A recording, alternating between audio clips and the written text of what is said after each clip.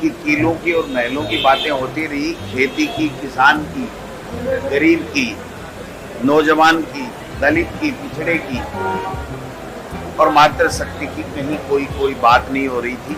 इनके 12 महीने तो समझ में ही नहीं आएगा कि बजट आया क्या है। धरातल पे उतरने का कोई मतलब नहीं है इसका, केवल आंकड़ों का और शब्दों का मायाजाल है। क्योंकि केंद्र का बजट आया नहीं, इसलिए इनके पास में कुछ बोलने के लिए, देने के लिए बजट में कुछ था नहीं। आप देखिए इस बजट के अंदर एक कंपटीशन था कि कितने बार मुख्यमंत्री भजनलाल जी का नाम आएगा और कितने बार प्रधानमंत्री नरेंद्र मोदी जी का नाम आएगा। इसके अलावा कुछ भी नहीं था। आज तक के इतिहास में हमने कभी नहीं देखा कि मुख्यमंत्री लिखने के बाद भी जो मुख्यमंत्री होता है वो ही मुख्यमंत्री होता है, उसके आगे नाम लिखने की आवश्यकता पड़ गई। ये डाउट क्यों हो रहा है कि ये मुख्यमंत्री भजनलाल जी हैं कि नहीं है, मेरे ये समझ से परे है। बजट की गरिमा को तार-तार किया है इन्होंने। मैं समझता हूं कि इन्होंने 4 लाख नौजवानों को, युवाओं को नौकरी देने की बात की है और इस साल में 1 लाख की बात की।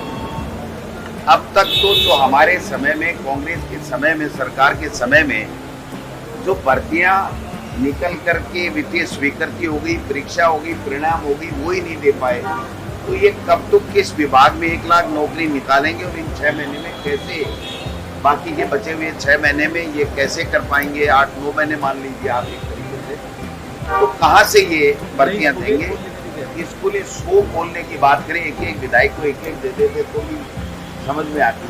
कहाँ हमने 8000 स्कूलों को प्रोमोट किया, स्कूलें खोली, कहाँ पर इंग्लिश मीडियम 3737 स्कूल, कोई विजन नहीं है इनका किसी तरीके से।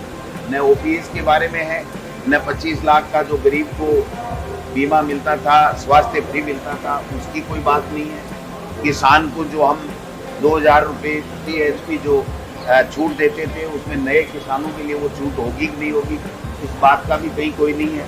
जो 100 यूनिट बिजली फ्री थी, वो नए जो कनेक्शन ले रहे उनको मिलेगी कि नहीं मिलेगी।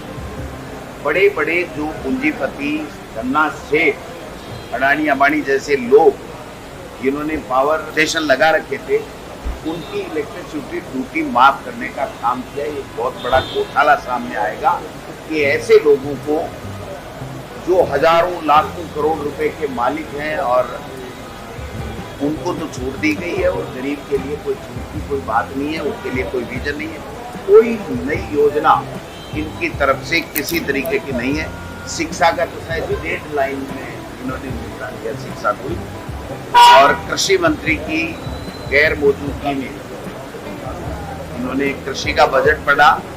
अब वो कृषि मंत्री का इसमें विजन आया कि नहीं आया, ये भी समझ से परे है। मैं समझता हूं कि ये दिशाहीन बजट था।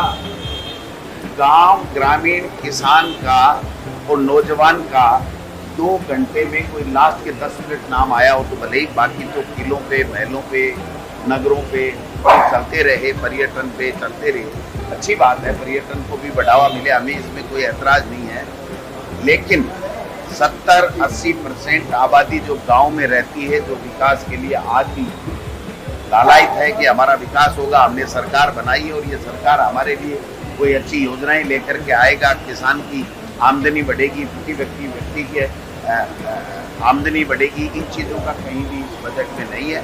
और मैं समझता हूँ कि जब तक केंद्र का बजट नहीं आता तब तक इनके पास में करने धरने के लिए कुछ भी नहीं है। जो अंतरिम बजट दिया था उसकी भी एक भी घोषणा आज की तारीख तक धरातल पे नहीं उतरी है और ये जो बजट है वो केवल हवा ही रह जाएगा, किले और महलों की बात करने वाला बजट रह जाएगा।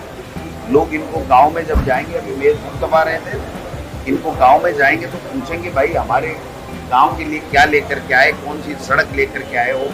ERCP के लिए जो ये बात कर रहे हैं 10,000 करोड़ की, ये वित्तीय स्वीकृति जारी हो गई, टेंडर प्रक्रिया हो रही थी।